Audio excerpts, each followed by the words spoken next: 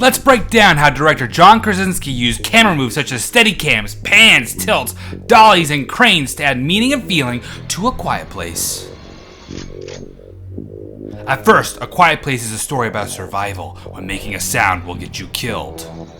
A high concept that really hooks and brings audiences to the movie theater, but let's dive into how camera moves gently takes the stakes to the next level as the film progresses. To do this, they first need to firmly establish a question in the background of everyone's minds to create a subtle tension, a hope that isn't played upon until later. Did you catch it in the last shot? Probably not, because your first-time audiences weren't meant to. You're being desensitized to it so that it doesn't no big deal, so it isn't top of mind. It's just one of many details. Notice the tilt down slows here on this information. What is the weakness? Although now is registered in the audience's mind, it is still just one of many details.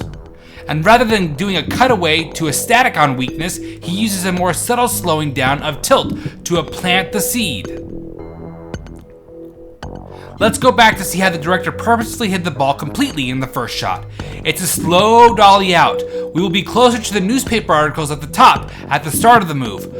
But by the time we see the bottom, the what is weakness will be small and an ignorable light green. We've barely had any time to register weakness when Lee distracts us. 10 minutes later, seemingly unrelated, Lee tries to fix a hearing aid. 6 minutes later, he gives her the hearing aids.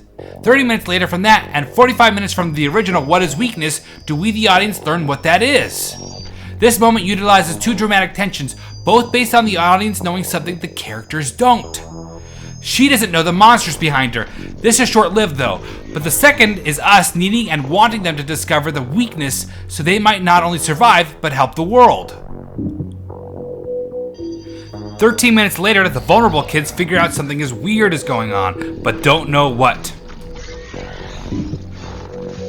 This dolly out serves two purposes. One, like other dolly outs, it sucks out the tension of them being in danger, going from intense close-up shots to retreating wide, and second, revealing what they are looking at in perplexed awe. They are beginning to ask what happened, a quickening of attention in an arc spanning sequences.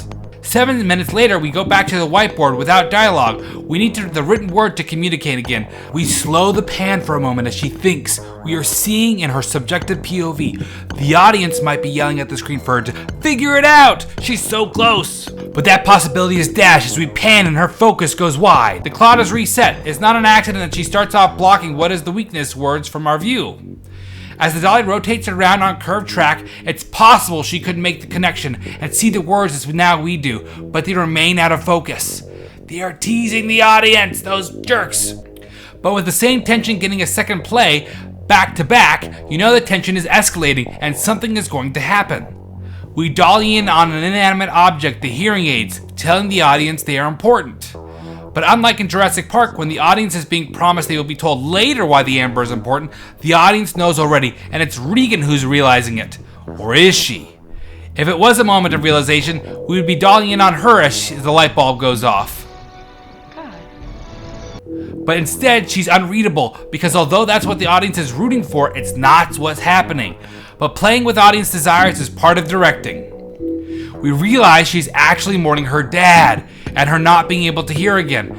The realization won't happen until the highest part of the climax of the entire movie, when everything is on the line and the rest of the family can be killed. Because solutions must appear in the nick of time and not bore audiences with them coming sooner, even just by a minute.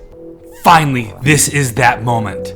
In a movie where words can't be spoken, let's see how the rack focus and looks tells us her inner monologue. What is the weakness?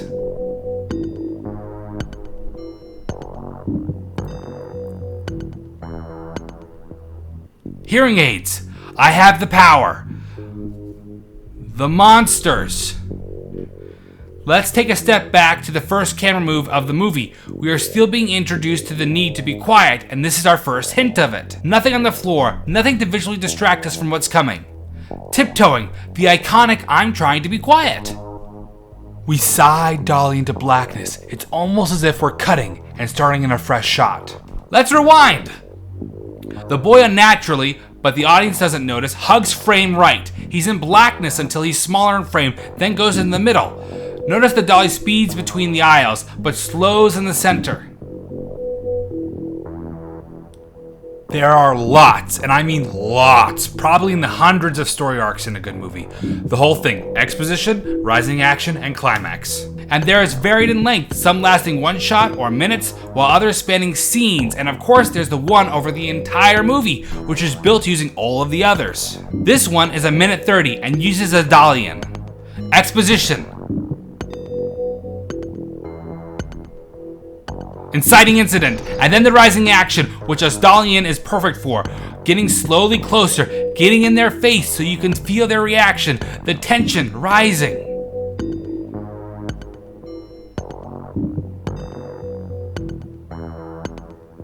Here's the climax, is when the Dolly-in stops.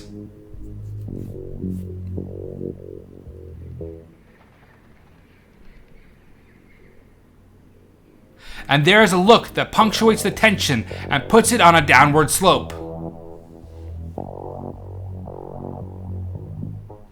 And the cycle starts again. The audience doesn't see what he's holding as we steady cam with the boy, blocking his key and revealing the tension about the dangerous thing he carries. Everything appears normal to the audience at first. He steps to the left so we can see them. A camera approaches for a second longer and stops as Abbott reacts. Notice how the eldest brother leans in so we can see him just in time for a concerned face. What's also key is Regan's reaction. She's the most visible and yet she gives nothing away. But her reaction still makes sense when danger is apparent. We've mentioned using a Dolly-in for a character realizing something. What I like about these two shots is that they work together to do the same.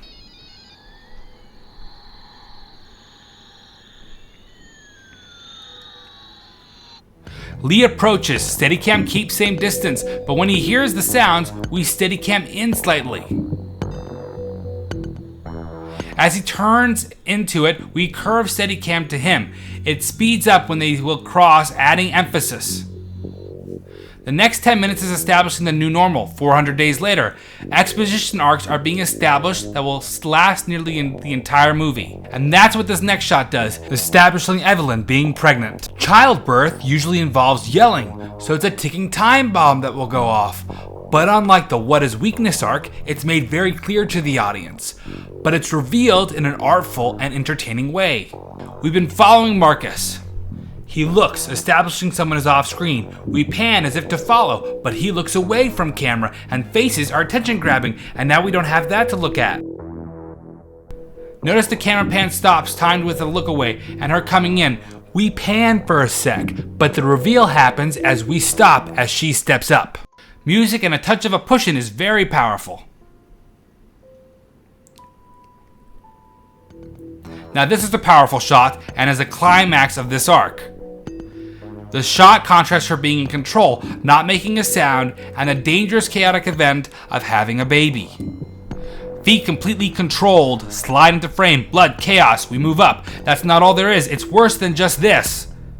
It's a slow move, saying there's nothing stopping this train, this threat. Hands say that she's trying to stop it. Why move hands? 1, holding yourself looks weird when off camera. 2, she's preparing to have this baby here. This is the memorable last shot of the movie. They waited until the last minute to resolve the climax, and now by focusing and controlling our attention, Krasinski the director puts words in the audience's head. Look, rack focus, the weapon. Look to mom, her expression, she's ready. Dolly in, rising exciting as we get closer. Dolly in slows to stop. Perfectly timed, the energy still there, but no longer released in a camera move. It bursts into the world. The climax of the move is the cocking of the weapon. Now it's your turn to look at the shot and give us your thoughts about the camera move and in the comments section.